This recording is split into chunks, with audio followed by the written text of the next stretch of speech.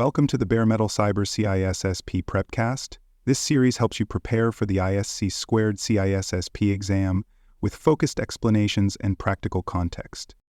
In today's episode, we'll explore physical security operations with a focus on three foundational elements: locks, guards, and cameras.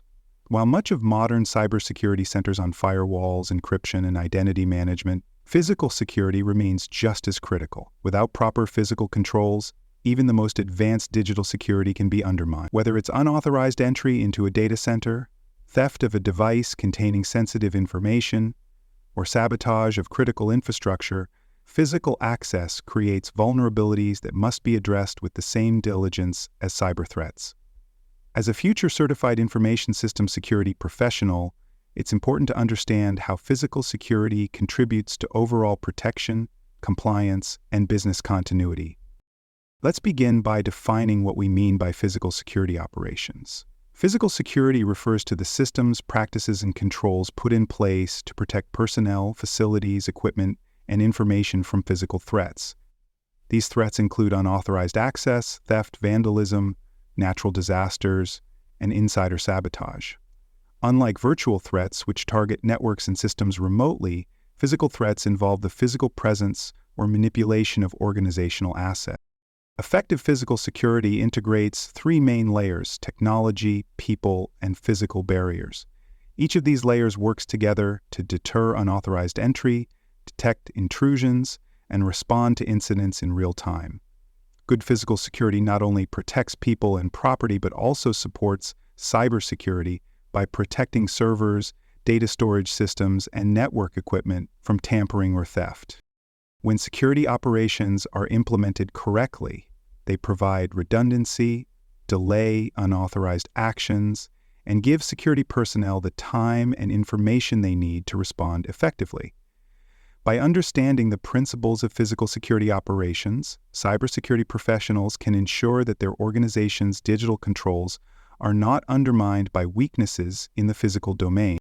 Now let's take a closer look at locks and physical access controls. Physical locks are one of the oldest and most universally used forms of security. While simple in concept, modern locking systems have evolved into complex technologies that support scalable, auditable, and secure access control. Mechanical locks such as pin and tumbler or combination locks are still widely used but may not provide sufficient control for high-security environments. Electronic access control systems offer more granularity. These systems include keypad entry, card readers, biometric scanners, and smart locks integrated with centralized management consoles. Access control systems operate on the principle of least privilege, granting individuals access only to areas necessary for their roles. Role-based access policies reduce the likelihood of unauthorized personnel entering restricted areas, such as data centers or executive offices. An effective access control program includes processes for key issuance, badge provisioning, access revocation, and monitoring. Physical access logs should be regularly reviewed, and systems should alert administrators to access anomalies, such as off-hammer entry or failed authentication attempts. Key management is a critical component. Lost or stolen keys or access cards must be promptly deactivated, and locks should be changed if necessary. Periodic audits of access privileges ensure that former employees or contractors do not retain access they no longer need. Locks and access controls, when managed effectively, serve as the first line of defense against unauthorized physical intrusion and support broader security goals by protecting the environments in which critical systems operate. Now let's focus on security guards and their role in physical security operations. While locks and electronic systems are essential, they cannot respond to emergencies, interpret complex behaviors, or investigate incidents on their own. That's where human resources come into play. Security guards provide a visible deterrent to potential intruders. Their presence alone can discourage theft, vandalism, and hostile behavior.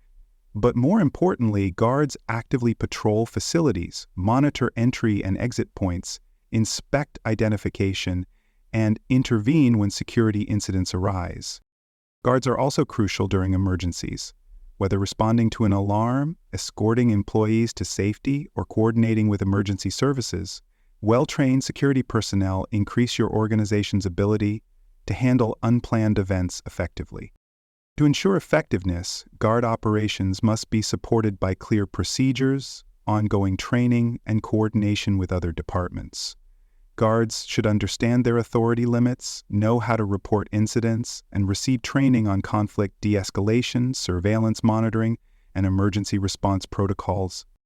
Organizations should also evaluate their security personnel regularly. This includes performance assessments, response drills, and scenario-based evaluations to ensure that guards remain alert, capable, and compliant with policies.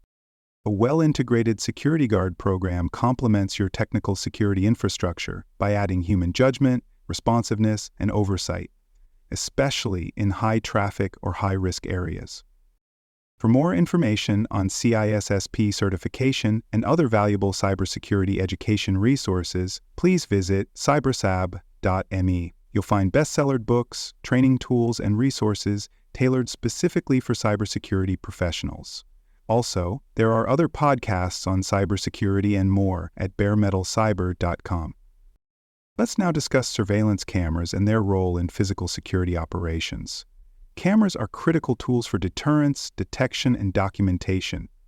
They provide 24/7 visibility into facility activity and serve as both real-time alerting mechanisms and historical forensic resources. There are various types of surveillance cameras, each suited to specific use cases. Fixed cameras provide continuous observation of a single area. Dome cameras offer a less intrusive presence and are more resistant to tampering.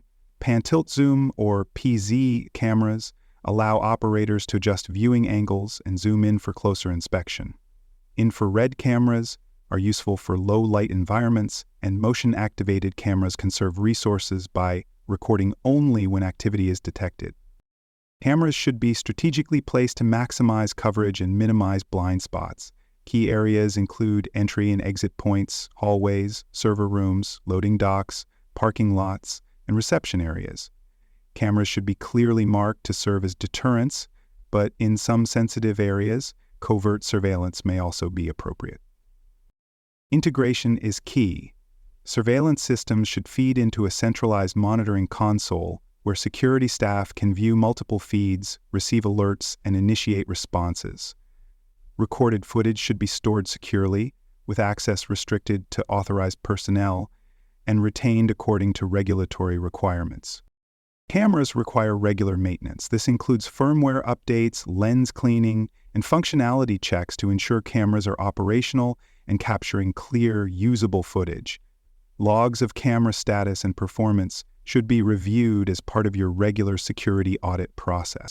When properly deployed and maintained, surveillance cameras serve as force multipliers, enabling your organization to monitor more areas with fewer personnel and respond more effectively to incidents.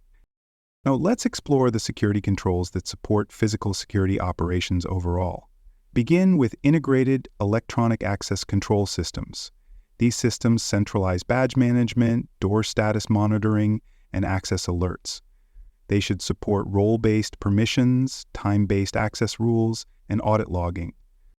Deploy intrusion detection systems. These sensors can alert when doors are forced open, windows are broken, or motion is detected in restricted areas.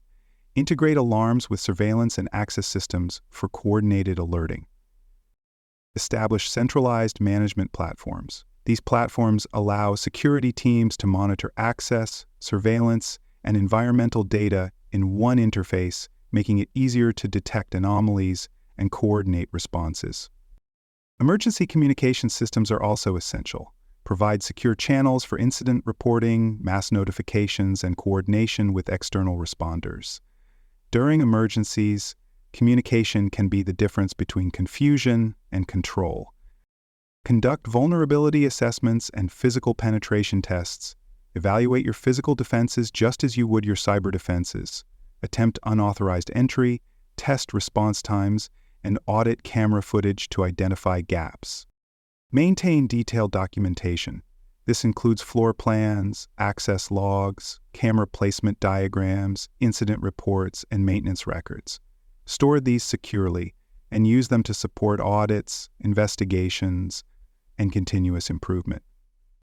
Speaking of improvement, let's conclude with continuous improvement in physical security management. Threats evolve, facilities change, staff rotate. Physical security strategies must be reviewed and updated regularly.